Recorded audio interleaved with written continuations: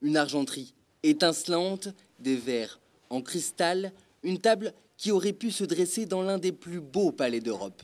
Mais c'est bien dans le train du roi Albert Ier de Belgique, construit en 1912, que cette salle à manger a été reconstituée.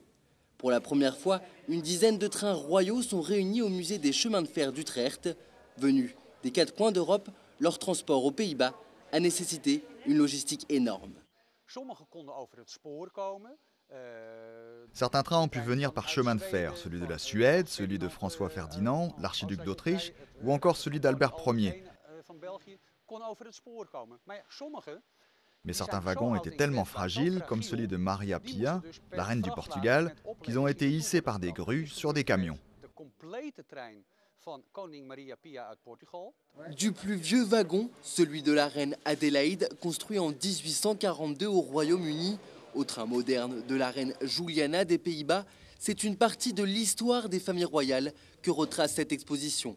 L'histoire qui parfois prend une tournure plus dramatique quand on sait que c'est dans ce train que l'archiduc d'Autriche a passé sa dernière nuit en juin 1914.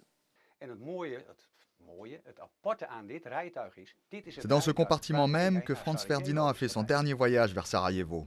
Il y a donc un côté macabre à cette histoire, car lors de ce dernier voyage, une coupure d'électricité a plongé le train dans le noir le plus complet, et il se serait alors exprimé en disant « Ici, il fait aussi noir que dans un tombeau ». C'est assez étrange quand on sait qu'il a été assassiné le lendemain. 550 000 € ont été nécessaires pour le transport et la restauration de l'ensemble des trains. Près de 200 000 visiteurs sont attendus dans les 6 prochains mois.